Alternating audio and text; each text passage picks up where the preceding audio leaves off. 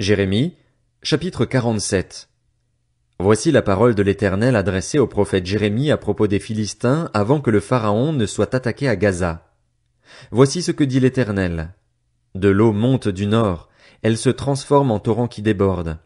Elle va inonder le pays et ce qu'il contient, les villes et leurs habitants. Les hommes pousseront des cris. Tous les habitants du pays hurleront à cause du fracas que feront les sabots de ces puissants chevaux, à cause du tremblement de terre provoqué par ces chars et du vacarme de leurs roues. Les pères ne feront plus attention à leurs enfants, tant ils manqueront de force. En effet, le jour arrive où tous les Philistins vont connaître la dévastation. Ils seront éliminés de Tyr et de Sidon, tous les survivants qui auraient pu les secourir, car l'Éternel va semer la dévastation parmi les Philistins, parmi ceux qui restent de l'île de Caphtor. Gaza est tondue, Ascalon est réduite au silence. Vous, les rescapés de leur plaine, jusqu'à quand vous ferez-vous des incisions? Épée de l'Éternel, quand te reposeras-tu enfin? Rentre dans ton fourreau et reste tranquille. Comment te reposerais-tu? L'Éternel lui a donné ses ordres. Là-bas, il lui a désigné Ascalon et le rivage de la mer. Jérémie, chapitre 48. Sur Moab. Voici ce que dit l'Éternel, le Maître de l'univers, le Dieu d'Israël. Malheur à Nébo, car elle est dévastée. Kirjataïm est couverte de honte, car elle est prise. Misgab est couverte de honte, elle est brisée. On ne chante plus les louanges de Moab. À Hesbon, on a de mauvaises intentions envers lui. Allons-y, supprimons-le du milieu des nations. Toi aussi, Madmen, tu seras réduite au silence, car l'épée est sur tes traces. On entend des cris à Choronaïm. C'est la dévastation, un grand désastre. Moab est brisé. Ses plus petits font entendre leurs cris. C'est avec un torrent de larmes qu'ils gravissent la montée de Lushit parce qu'ils ont entendu avec angoisse les cris provenant du désastre dans la descente de Choronaïm. Fuyez, sauvez votre vie, devenez pareil au génévrier dans le désert. Oui, parce que tu as placé ta confiance dans tes réalisations et dans tes trésors, toi aussi, tu seras pris. Kémosh partira en exil avec ses prêtres et ses chefs. Le dévastateur pénétrera dans chaque ville, aucune ne lui échappera. La vallée connaîtra la ruine et la plaine sera détruite, comme l'Éternel l'a dit. Donnez des ailes à Moab, qu'il s'envole. Ces villes deviendront des déserts inhabités. Maudit soit celui qui accomplit l'œuvre de l'Éternel avec négligence. Maudit soit celui qui éloigne son épée du sang. Moab vivait en paix depuis sa jeunesse. Il était en repos comme un vin sur sa lie. Il n'a pas été vidé d'un récipient dans un autre. Il n'est pas parti en exil. C'est pourquoi son goût lui est resté et son parfum ne s'est pas altéré. Cependant voici que les jours viennent, déclare l'Éternel, où je lui enverrai des hommes pour le transvaser. Ils videront ses récipients et feront éclater ses outres. Moab aura honte de Kémosh, tout comme la communauté d'Israël a eu honte de Béthel, de l'objet de sa confiance. Comment pouvez-vous dire, nous sommes des guerriers, des soldats redoutables, prêts à combattre? Moab est dévasté, ses villes partent en fumée, l'élite de ces jeunes gens descend au massacre, déclare le roi, celui dont le nom est l'Éternel, le Maître de l'univers. La ruine de Moab va bientôt arriver, son malheur va survenir très rapidement. Plaignez-le, vous tous ses voisins, vous tous qui connaissez son nom.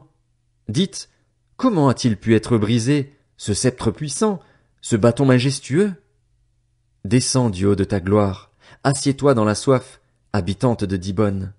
En effet, le dévastateur de Moab s'en prend à toi, il démolit tes forteresses. Tiens-toi sur le chemin et fais le guet, habitante d'Aroër.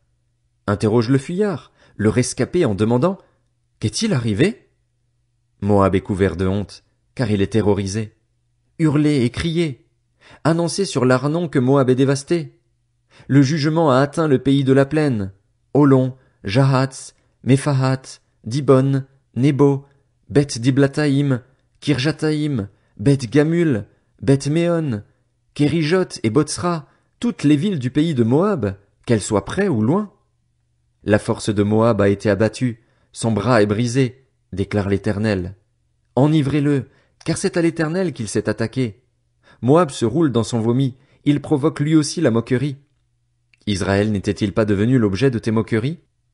Avait-il donc été surpris parmi des voleurs, pour que tu ne parles de lui qu'en secouant la tête? Abandonnez les villes et installez-vous dans les rochers, habitants de Moab.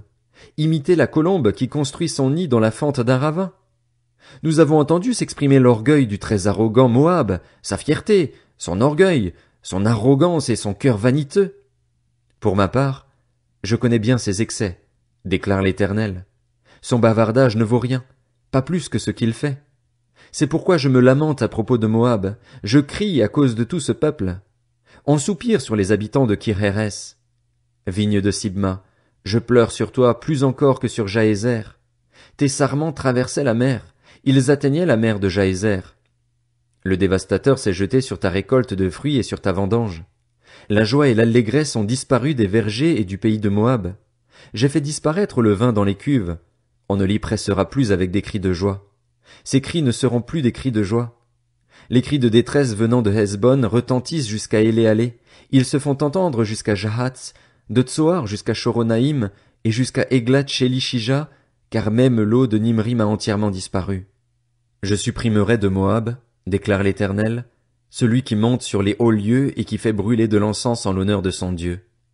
Aussi mon cœur émet-il un son plaintif sur Moab, comme le font des flûtes. Mon cœur émet un son plaintif comme celui des flûtes sur les habitants de Kir-Hérès, parce que les biens qu'ils avaient entassés sont perdus. En effet, toutes les têtes sont tendues et toutes les barbes sont rasées. Sur toutes les mains il y a des incisions, et autour de la taille des sacs. Sur tous les toits et sur les places de Moab, ce ne sont que lamentations, parce que j'ai brisé Moab, comme on brise un vase qu'on n'aime plus, déclare l'Éternel. Comment? Il est brisé. Lamentez-vous. Comment? Moab tourne honteusement le dos. Moab provoque la moquerie et la terreur chez tous ses voisins. En effet, voici ce que dit l'Éternel. Il plane comme l'aigle, il déploie ses ailes sur Moab. Kérijot est prise, les forteresses sont occupées et, ce jour-là, le cœur des guerriers de Moab est pareil à celui d'une femme prête à accoucher. Moab sera exterminé. Il cessera d'être un peuple, car c'est à l'Éternel qu'il s'est attaqué. La terreur, le trou et le piège te menacent, habitant de Moab, déclare l'Éternel. Celui qui prendra la fuite devant la terreur tombera dans le trou, et celui qui remontera du trou sera pris dans le piège, car je fais venir sur lui, sur Moab, l'année de mon intervention contre lui, déclare l'Éternel. À l'ombre de Hesbon, les fuyards s'arrêtent, épuisés, mais un feu sort de Hesbon, une flamme sort du milieu de Sion. Elle dévore les tempes de Moab et le crâne de ces hommes tapageurs. Malheur à toi, Moab. Le peuple de Kémosh est perdu. Oui, tes fils et tes filles sont faits prisonniers. Cependant, dans l'avenir, je ramènerai les déportés de Moab, déclare l'Éternel. Fin du jugement de Moab. Jérémie, chapitre 49. Sur les Ammonites. Voici ce que dit l'Éternel. Israël n'a-t-il pas de fils? N'a-t-il pas d'héritier? Pourquoi est-ce Malcom qui possède Gad et son peuple qui habite ces villes? Voilà pourquoi les jours viennent, déclare l'Éternel, où je ferai retentir le cri de guerre contre Rabat, la capitale des Ammonites. Elle deviendra un tas de ruines, et les villes qui en dépendent seront réduites en cendres. Alors Israël reprendra son héritage à ceux qui l'en avaient dépossédé, dit l'Éternel. Lamente-toi, Hesbon, car Haï est dévasté. Appelez à l'aide, filles de Rabat, habillez-vous de sacs, pleurez et allez de tous côtés le long des murailles, car Malcom part en exil avec ses prêtres et ses chefs. Pourquoi es-tu fière de tes vallées? Ta vallée se vide, fille rebelle. Elle plaçait sa confiance dans ses trésors et disait, qui parviendra à m'atteindre? Je vais faire venir la frayeur sur toi, déclare le Seigneur, l'Éternel, le Maître de l'univers. Elle viendra de tous les côtés. Chacun de vous sera chassé et partira droit devant lui, et il n'y aura personne pour rassembler les fuyards. Cependant, après cela, je ramènerai les déportés des Ammonites, déclare l'Éternel. Sur Édom. Voici ce que dit l'Éternel, le Maître de l'univers. N'y a-t-il plus de sagesse dans Théman? Les conseils des hommes intelligents ont-ils disparu? Leur sagesse s'est-elle évanouie? Fuyez, tournez le dos, allez vous réfugier dans les profondeurs, habitants de Dedan. En effet, je fais venir le malheur sur Ésaü, c'est le moment de mon intervention contre lui. Si des vendangeurs viennent chez toi, laisseront-ils de quoi grappiller? Si des voleurs viennent de nuit, ne détruiront-ils pas tout ce qu'ils peuvent? Mais c'est moi-même qui dépouille Ésaü, qui met ses cachettes à découvert. Il ne pourra plus se mettre à l'abri. Sa lignée, ses frères et ses voisins seront dévastés, et il n'existera plus. Abandonne donc tes orphelins. Moi, je les garderai en vie. Quant à tes veuves, qu'elles placent leur confiance en moi. En effet, voici ce que dit l'Éternel. Ceux qui n'étaient pas condamnés à boire la coupe la boiront malgré tout, et toi, tu resterais impuni. Non, tu ne resteras pas impuni, tu la boiras, c'est certain. Oui, j'en fais le serment par moi-même, déclare l'Éternel, Botsra deviendra un sujet de consternation et d'insulte, un endroit dévasté et maudit. Quant aux villes voisines, elles deviendront des ruines, et ce pour toujours. J'ai appris une nouvelle de la part de l'Éternel et un messager a été envoyé parmi les nations. Rassemblez-vous et marchez contre Édom. Levez-vous pour lui faire la guerre. Oui, je t'ai rendu petit parmi les nations. Tu es un objet de mépris parmi les hommes. Ton insolence, l'orgueil de ton cœur t'a égaré, toi qui es installé dans le creux des rochers, toi qui occupes le sommet des collines. Puisque tu places ton nid aussi haut que celui de l'aigle, je t'en ferai tomber, déclare l'Éternel. Édom deviendra un sujet de consternation. Tous ceux qui passeront près de lui seront consternés et siffleront à la vue de toutes ses blessures. Ce sera comme lors de la catastrophe qui a frappé Sodome et Gomorrhe ainsi que les villes voisines, dit l'Éternel. Plus personne n'y habitera, aucun homme n'y séjournera. Voici que, pareil à un lion, il monte des rives luxuriantes du Jourdain pour s'attaquer à un domaine solide. J'agirai en un clin d'œil, je ferai déguerpir Édom de là et j'établirai à sa tête celui que j'ai choisi. En effet, qui est semblable à moi? Qui me donnera des ordres? Quel est le berger qui me résistera? C'est pourquoi, écoutez la décision que l'Éternel a prise contre Édom et les projets qu'il a formés contre les habitants de Théman. On les traînera comme de faibles brebis, on dévastera leur domaine devant eux. Au bruit de leur chute, la terre tremble. C'est un cri qu'on entend jusqu'à la mer des roseaux. Voici que, pareil à l'aigle, il monte, il plane, il déploie ses ailes sur Botsra et, ce jour-là, le cœur des guerriers d'Édom est pareil à celui d'une femme prête à accoucher. Sur Damas. Hamath et Arpad sont dans la honte, car elles ont appris une mauvaise nouvelle. Elles en tremblent, ce sont des vagues d'anxiété impossibles à calmer. Damas s'affaisse, elle se tourne pour prendre la fuite et elle est saisie de panique. L'angoisse et les douleurs s'emparent d'elle, comme pour une femme prête à accoucher. Comment? Elle n'a pas été évacuée, la ville dont on chantait les louanges, la ville qui faisait ma joie. C'est pourquoi, ce jour-là, ces jeunes gens tomberont sur ces places et tous ces hommes de guerre seront réduits au silence, déclare l'Éternel, le Maître de l'univers. Je mettrai le feu au mur de Damas, et il dévorera le palais de Ben-Hadad. Sur Kédar et les royaumes de Hatsor, auxquels Nebuchadnezzar, roi de Babylone, infligea une défaite. Voici ce que dit l'Éternel. Levez-vous, montez à Kédar et semez la dévastation chez les nomades de l'Est. On prendra leurs tentes et leurs troupeaux, on s'emparera de leurs abris en toile, de tous leurs bagages et de leurs chameaux, et on leur criera, « La terreur règne de tous côtés !» Fuyez, décampez de toutes vos forces, cachez-vous dans les profondeurs, habitants de Hatsor, déclare l'Éternel. En effet, Nebuchadnezzar, roi de Babylone, a pris une décision contre vous, il a formé un projet contre vous. Levez-vous, montez contre une nation tranquille, qui habite en sécurité, déclare l'Éternel. Elle n'a ni porte ni verrou et elle habite à l'écart. Leurs chameaux seront livrés au pillage et leurs nombreux troupeaux formeront un butin. Je les disperserai à tous les vents, ceux qui se rasent les coins de la barbe, et je ferai venir leurs ruines de tous les côtés, déclare l'Éternel. Hatsor sera le repère des chacals, un désert pour toujours. Plus personne n'y habitera, aucun homme n'y séjournera. Voici la parole de l'Éternel adressée au prophète Jérémie à propos d'Élam, au début du règne de Sédécias sur Juda. Voici ce que dit l'Éternel, le Maître de l'univers. Je vais briser l'arc d'Élam, sa principale force. Je ferai venir sur Élam 4 vents venant des 4 coins du ciel et je les disperserai à tous ces vents. Il n'y aura pas une nation qui ne voie l'arrivée de réfugiés d'Élam. Je ferai trembler les habitants d'Élam devant leurs ennemis, devant ceux qui en veulent à leur vie. J'amènerai sur eux le malheur, provoqué par mon ardente colère, déclare l'Éternel. J'enverrai l'épée à leur poursuite, jusqu'à leur extermination. Je placerai mon trône dans Élam, et j'en ferai disparaître le roi et les chefs, déclare l'Éternel. Cependant, dans l'avenir, je ramènerai les déportés d'Élam, déclare l'Éternel. Jérémie, chapitre 50.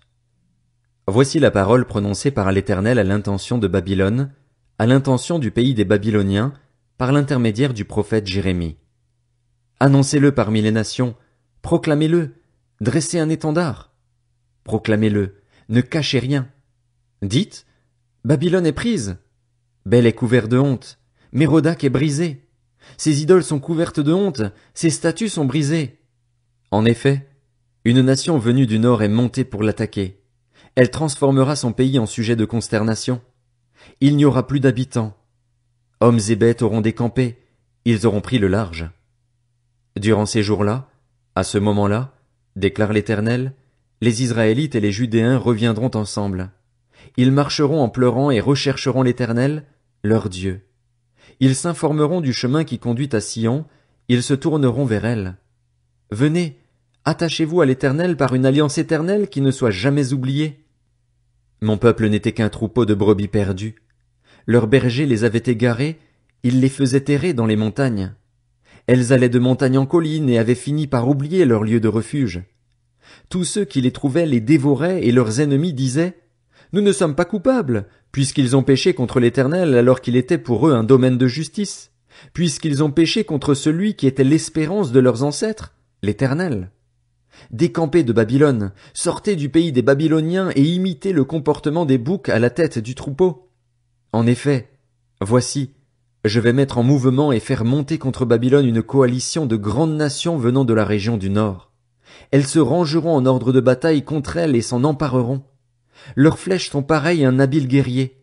Il ne revient pas les mains vides. La Babylonie sera livrée au pillage. Tous ceux qui la pilleront seront rassasiés, déclare l'Éternel. Cela arrivera parce que vous vous êtes réjouis, parce que vous vous êtes régalés, vous qui avez pillé mon héritage. Cela arrivera parce que vous avez bondi comme une génisse qui écrase le blé et que vous avez henni comme des chevaux fougueux. Votre mère est profondément honteuse, celle qui vous a mis au monde est humiliée. La voici devenue la dernière des nations, un désert, une terre sèche et aride. À cause de l'indignation de l'Éternel, elle ne sera plus habitée, elle ne sera plus qu'un désert. Tous ceux qui passeront près de Babylone seront consternés et siffleront à la vue de toutes ces blessures. Rangez-vous en ordre de bataille autour de Babylone, vous tous qui maniez l'arc. Tirez contre elle, n'épargnez pas les flèches, car elle a péché contre l'Éternel. Poussez de tous côtés un cri de guerre contre elle. Elle se rend, ses fondations s'écroulent, ses murs sont démolis, car telle est la vengeance de l'Éternel.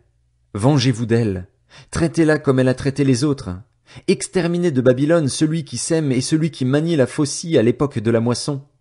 Devant l'épée destructrice, que chacun se tourne vers son peuple, que chacun se réfugie dans son pays. Israël est une brebis perdue que les lions ont pourchassée. Le premier à la dévorer a été le roi d'Assyrie, et le dernier à lui briser les os a été Nebuchadnezzar, le roi de Babylone. C'est pourquoi, voici ce que dit l'Éternel, le Maître de l'univers, le Dieu d'Israël. Je vais intervenir contre le roi de Babylone et son pays, tout comme je suis intervenu contre le roi d'Assyrie. Je ramènerai Israël dans son domaine. Il broutera sur le Carmel et en Basan, et il se rassasiera dans la région montagneuse d'Éphraïm et en Galaad. Durant ces jours-là, à ce moment-là, déclare l'Éternel, on cherchera la faute d'Israël et elle aura disparu, on cherchera le péché de Juda et on ne le trouvera plus, car je pardonnerai au reste que j'aurai laissé. Monte contre le pays de Mérathaïm et contre les habitants de Pécod. Massacre, vous à la destruction ceux qui restent derrière eux, déclare l'Éternel, fais tout ce que je t'ai ordonné. Des cris de guerre retentissent dans le pays. Le désastre est grand. Comment? Il est brisé, mis en pièces, le marteau de toute la terre. Comment? Babylone n'est plus qu'un sujet de consternation parmi les nations. Je t'ai tendu un piège et tu as été prise, Babylone, sans même que tu t'en aperçoives. Tu as été découverte et on s'est emparé de toi parce que c'est à l'Éternel que tu t'es attaqué. L'Éternel a ouvert son arsenal et en a tiré les armes de sa colère. Oui, c'est une œuvre du Seigneur, de l'Éternel, le Maître de l'univers, dans le pays des Babyloniens. Venez de partout contre Babylone, ouvrez ses greniers, entassez-la comme on entasse des tas de gerbes et vouez-la à la destruction. qu'il ne reste plus rien d'elle. Massacrez tous ces taureaux, qu'ils descendent à l'abattoir. Malheur à eux, car leur jour est arrivé. C'est le moment pour moi d'intervenir contre eux. Les cris des fuyards, des rescapés de la région de Babylone, viennent annoncer dans Sion la vengeance de l'Éternel, notre Dieu, la vengeance de son temple. Mobilisez des archers contre Babylone. Vous tous qui maniez l'arc, campez autour d'elle. Qu'il n'y ait aucun rescapé. Traitez-la conformément à ses actes, rendez-lui exactement l'appareil. En effet, elle a fait preuve d'arrogance envers l'Éternel, envers le Saint d'Israël. Voilà pourquoi ces jeunes gens tomberont sur ces places et tous ces hommes de guerre seront réduits au silence ce jour-là, déclare l'Éternel. Oui, je m'en prends à toi, orgueilleuse, déclare le Seigneur, l'Éternel, le Maître de l'univers. Ton jour est arrivé, c'est le moment pour moi d'intervenir contre toi. L'orgueilleuse trébuchera, elle tombera, et il n'y aura personne pour la relever. Je mettrai le feu à ces villes et il dévorera tous leurs environs. Voici ce que dit l'Éternel, le Maître de l'univers. Les Israélites et les Judéens sont opprimés ensemble. Tous ceux qui les ont déportés les retiennent et refusent de les laisser partir. Cependant, celui qui les rachète est puissant, lui dont le nom est l'Éternel, le Maître de l'univers. Il défendra vraiment leur cause afin de donner du repos au pays et de faire trembler les habitants de Babylone. Que l'épée frappe les Babyloniens, déclare l'Éternel, qu'elle atteigne les habitants de Babylone, ses chefs et ses sages. Que l'épée atteigne les faiseurs de prédictions et qu'ils se conduisent comme des fous. Que l'épée atteigne ses guerriers et qu'ils soient terrorisés. Que l'épée atteigne ses chevaux et ses chars. Qu'elle atteigne les peuples de toutes sortes qui vivent au milieu d'elle et qu'ils deviennent des femmelettes. Que l'épée atteigne ses trésors et qu'ils soient pillés.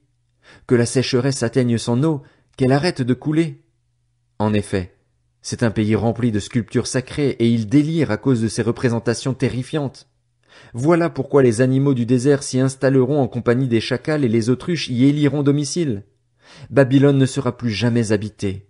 Les générations passeront, mais plus personne n'y résidera. Ce sera comme lors de la catastrophe dont Dieu a frappé Sodome et Gomorrhe ainsi que les villes voisines, déclare l'Éternel. Plus personne n'y habitera, aucun homme n'y séjournera. Un peuple vient du nord, une grande nation et de nombreux rois se mettent en mouvement depuis les extrémités de la terre. Ils empoignent l'arc et le javelot. Ils sont cruels et ne montrent aucune compassion. Leur voix gronde comme la mer. Ils sont montés sur des chevaux, prêts à combattre comme un seul homme contre toi, fille de Babylone. En apprenant la nouvelle, le roi de Babylone baisse les bras. L'angoisse s'empare de lui, pareil à la douleur d'une femme qui accouche. Voici que, pareil à un lion, il monte des rives luxuriantes du Jourdain pour s'attaquer à un domaine solide. J'agirai en un clin d'œil, je les ferai déguerpir de là et j'établirai à la tête de Babylone celui que j'ai choisi. En effet, qui est semblable à moi? Qui me donnera des ordres? Quel est le berger qui me résistera? C'est pourquoi écoutez la décision que l'Éternel a prise contre Babylone et les projets qu'il a formés contre le pays des Babyloniens. On les traînera comme de faibles brebis, on dévastera leur domaine devant eux. Au bruit de la prise de Babylone, la terre tremble. C'est un cri qu'on entend parmi les nations.